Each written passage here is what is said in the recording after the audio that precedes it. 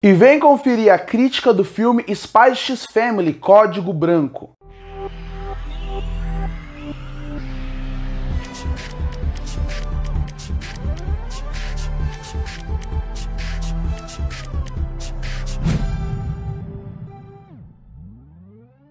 E eu finalmente consegui assistir o filme Spy x Family Código Branco. Filme esse que lançou no Japão no final do ano passado e que só foi chegar aqui nos cinemas nacionais há uns 2 meses atrás. Finalmente eu consegui assistir o filme e estou trazendo a crítica aqui para o canal. Bom, para quem não sabe o que é Spy x Family Código Branco, aonde ele se passa na cronologia de Spy x Family, ou se ele é simplesmente um spin-off, um filler, como muitos filmes são, eu vou explicar o que aconteceu. Spy x Family começou no seu mangá, e no mangá ele já foi um extremo sucesso, afinal é um mangá gostoso de se ler, divertido, com ótimos personagens, e a partir daí ele, com o sucesso imediato que o mangá fez, iria ganhar uma adaptação para anime.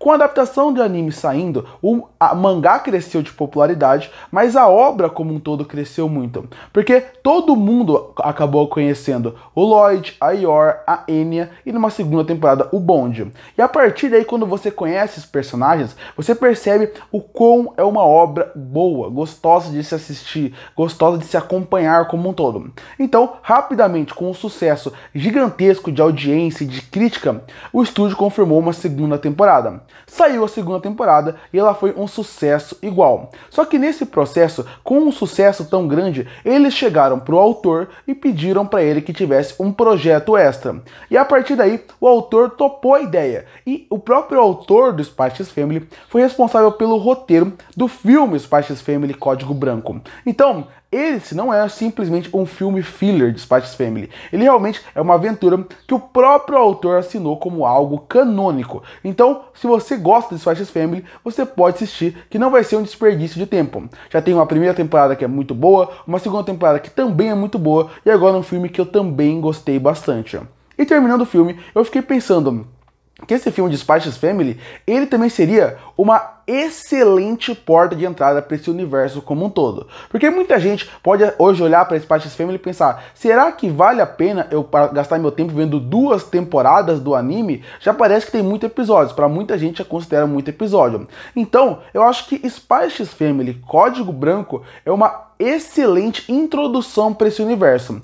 Em um filme em 1h50, você consegue perfeitamente entender como funciona cada personagem da família, ou seja, a Enya, o Lloyd, a Yor e também o Bond. Você consegue entender a dinâmica, a comédia e a ação, tudo num nível bem alto. Então a partir daí, se você assistir, gostar da comédia, gostar da trama, gostar do filme como um todo, com certeza o anime vai funcionar muito bem para você. Então o filme, para quem gosta de Spy x Family, ele é bom, ele é muito bom, ele funciona muito bem. Mas eu acho que para quem tem dúvida se vale ou não a pena entrar nesse universo, eu acho que é uma ótima porta de entrada. Você conhece da família, você conhece desse universo e a partir daí você pode progredir. E antes que alguém pergunte, mas eu posso ficar um pouco perdido vendo o filme? Eu acredito que não, porque a primeira sequência do filme é eles fazendo praticamente uma introdução para quem não conhece o universo. E isso eu acho bem interessante.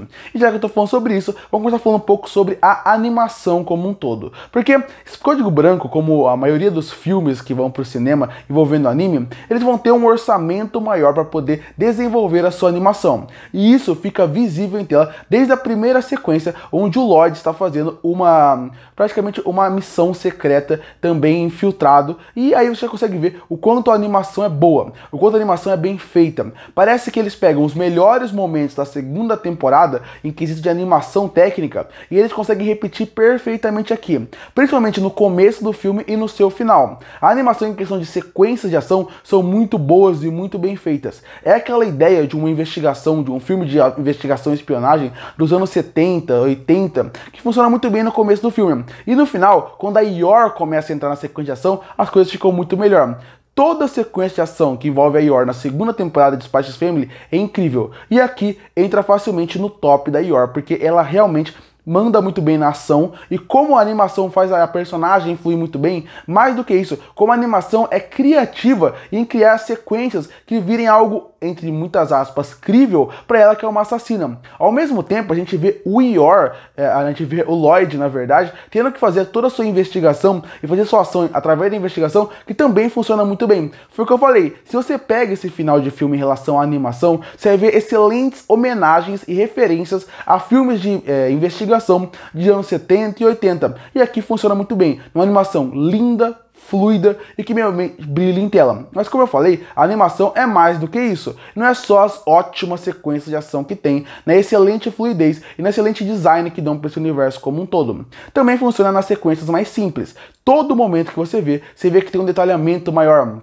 Você vê que tem uma riqueza de detalhes em volta dos personagens que funcionam muito bem. Desde uma batalha de comida que tem, que você vê o detalhe que a animação tem em relação a cada comida que vai chegando naquela mesa, até o ponto dos cenários à sua volta, que também parecem muito ricos. Isso eu gostei bastante, e isso obviamente se chama fator cinema. Um filme com um nome tão forte como Spy x Family chegando num cinema, faz com que você realmente coloque mais investimento no seu filme. Isso ficou visível em tela, através da fluidez, através da animação, através do mundo à sua volta, que tem um ótimo design e muito vivo, e realmente parece que aquele lugar existe, e realmente existe, e você também tem a parte das cores, porque vai lembrar, Spy x Family, se analisar muito bem, ele poderia facilmente ser um anime muito pesado, afinal, o Lloyd e a Yor matam muita gente no processo de 2 temporadas mais nesse filme, mas, no fim das contas, Spy x Family é um anime leve e divertido para toda a família, vai ser aquele anime ou aquele filme que vai fazer com que você passe o tempo.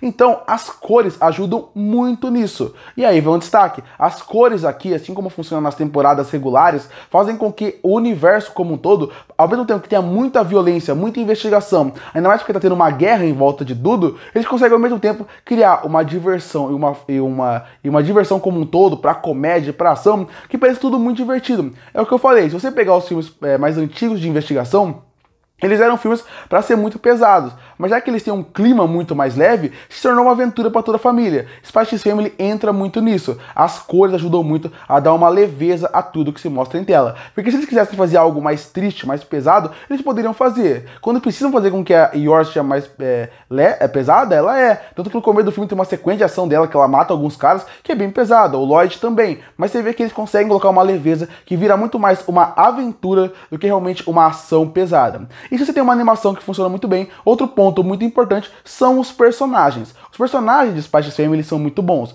A Yor é muito boa, o Lloyd é muito bom, mas o destaque obviamente fica pra Enya. Eu até fiz um vídeo aqui no canal, depois das críticas, perguntando se existia vida em Spy x Family sem a Enya. Porque a segunda temporada como um todo, a Enya perde muito espaço. E a segunda metade da primeira temporada também. E a partir daí, você vê que a temporada cai bastante de qualidade. Porque ela é a alma do anime como um todo. Aqui, ela participa do filme como um todo. E ela é muito carismática. Ela é muito divertida. Quando ela fala, quando ela conversa, tudo fica mais leve, tudo fica mais divertido. A comédia funciona muito bem, a comédia flui muito bem, sem em nenhum momento ter que ser algo forçado ou exagerado. Ela, através da sua fala, da sua inocência como criança, faz com que tudo funcione muito bem. A comédia, até a história que não é das melhores, e o bonde também ajuda muito a funcionar na comédia. Até dá uma leveza pra tudo que tá acontecendo à sua volta. Isso eu gosto bastante. A Enya, mais uma vez, é a alma de um filme. Claro, quando precisa do Lloyd e da Yor, eles entregam muito na sequência de ação, e até para dar um contexto maior da guerra